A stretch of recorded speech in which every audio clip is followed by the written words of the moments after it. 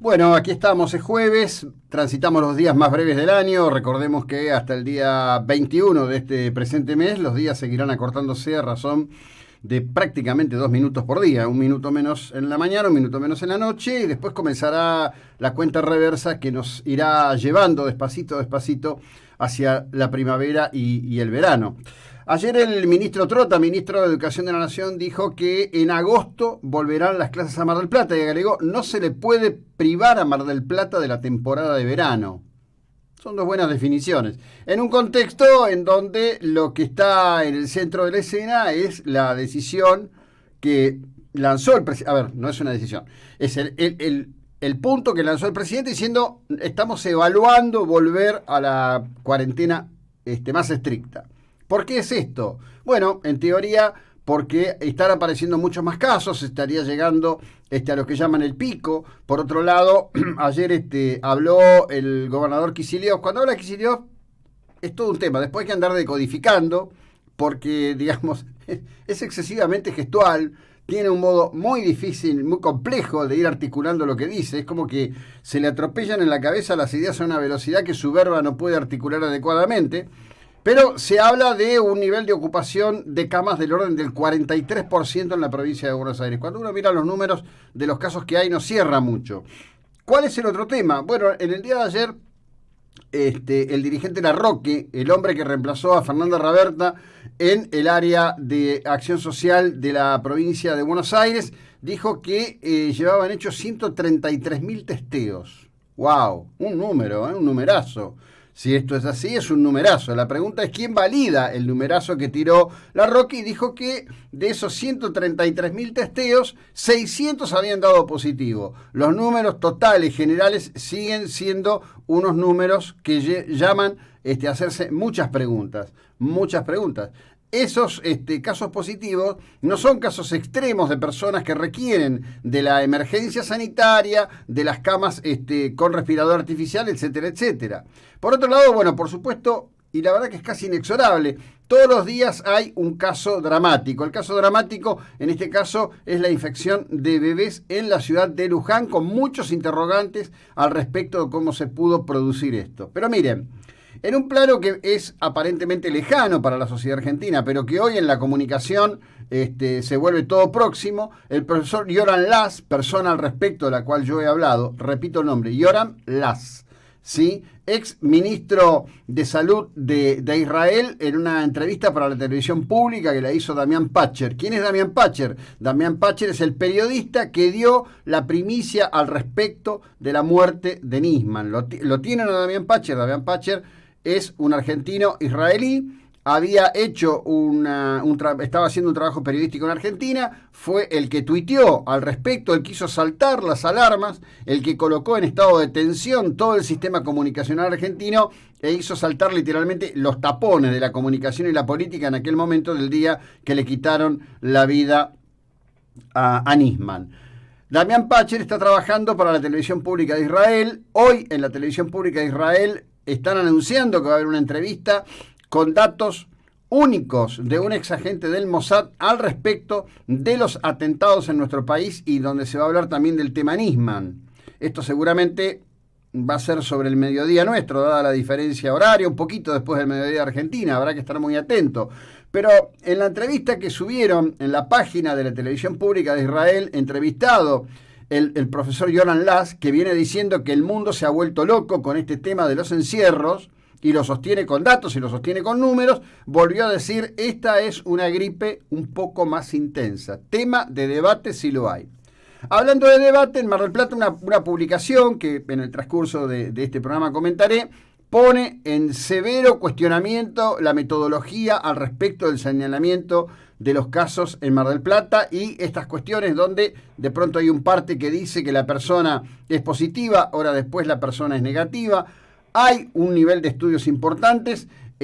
Justamente en esta semana entraron 250 muestras para estudio en el laboratorio de Farestay, donde se está haciendo toda la corrida genética y toda la corrida virológica al respecto de esos estudios. Esto tiene que ver con acciones básicamente del sector privado. Imagino que debe estar muy vinculado al tema de que se viene ahora el embarque de tripulaciones para la temporada del langostino, un tema que también tiene otras lecturas por los cruces que hay una vez más entre los sindicatos y las patronales de la pesca. Pero ayer, luego de lo que fue la primera jornada de repudio al anuncio de la expropiación de Vicentín, se dieron varias cuestiones. En primer lugar, hay un comunicado de la empresa en donde confirma que directivos de la empresa mantuvieron una reunión en la localidad de Reconquista, es decir, la localidad que está separada por un arroyo de la localidad de Avellaneda, donde se ha dado el epicentro de la expresión negativa al respecto de la posibilidad de esta expropiación, con los que habían sido enviados como interventores. Esto por un lado. Esa reunión la gestó el intendente de la localidad de Reconquista, un hombre del PJ, está muy comunicada hoy. Yo les voy a contar datos que no están en la atención de ustedes porque el sistema de medios de Capital Federal, como que, no sé, va para otro lado. Ayer, cuando estaba previsto el cacerolazo en todo el país a las 20 horas, los medios metropolitanos, los conductores que están al frente de los programas, esto es Wiñaski en TN, Feynman en A24, junto con con otros colegas suyos que estaban ahí, los conductores del resto de los canales, C5N, Canal 9, Crónica, todos de pronto recibían de una fuente la información de que habría una reunión en el día de hoy. La reunión va a ocurrir con el titular de Vicentín, convocada por el presidente de la Nación, y después se sumó a esto un tuit del ex presidente de Quasifacto, Eduardo Duhalde, diciendo: tengo una buena noticia, mañana va a haber un acuerdo, no va a haber expropiación. Bueno, cuando fue consultado, empezaron todos a llamarlo a Duhalde. Duhalde dijo: bueno, yo no puedo dar precisiones, pero tengo una expectación del tema, etcétera, etcétera. Concretamente, esto está produciendo una fisura fenomenal en el gobierno, fenomenal. No queda ninguna duda que la presencia de la senadora Nazagasti al lado del presidente en una presentación que se hizo en ausencia del ministro de Agricultura, Ganadería, Pesca y Alimentos de la Nación fue una presión muy fuerte de la senadora vicepresidenta de la Nación, Cristina Elizabeth Fernández, viuda de Kirchner. No hay ninguna duda.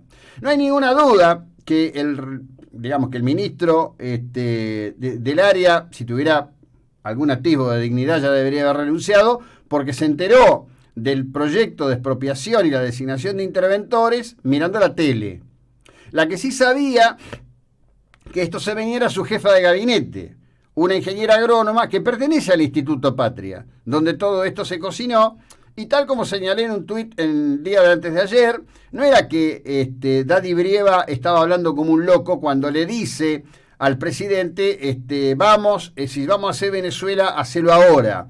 Era que venían llevando este proceso en cocción. Bueno, hay unas cuantas cosas para decir de esto, hay varios datos muy importantes que están expuestos y son públicos en los medios digitales de la región, que es un material, la verdad que muy confiable para compartir, cosa que estaremos haciendo. En un ratito voy a estar hablando de un tema que es muy preocupante, la verdad que hoy la realidad argentina, donde estamos en este escenario brutal que está provocando toda esta situación, donde la cuestión al respecto del miedo es utilizada sistemáticamente. Y además debo decir algo, yo observo que muchos colegas, y esto es muy particular en TN, todo el tiempo están transmitiendo sus propios miedos y sus propios temores. No están comunicando, están hablando desde su miedo. Y la verdad es que es preocupante que no puedan separarse de sus angustias personales, de sus miedos personales. Ayer uno de ellos, un presentador, reconocía que él ha estado con mucho miedo por su propia vida y ha comunicado desde ahí. Y esto me parece que es algo que no está bueno. Esto no está bueno. Esto es como ser guardavidas y tener miedo a zambullirte en el agua. Si tenés miedo a zambullirte en el agua, no te pongas a trabajar de guardavidas. Si vas a trabajar con la información, no lo podés hacer desde el lugar de tus miedos, lo tenés que hacer desde el lugar de la capacidad de analizar lo que ocurre. Si no, correte, sentate, decirle al director del medio, mira, la verdad, yo tengo mucho miedo. Sinceramente tengo mucho miedo. Preferiría trabajar otro perfil. Entonces, como hablan desde el miedo, transmiten miedo. Y se ha transformado en una auténtica locura.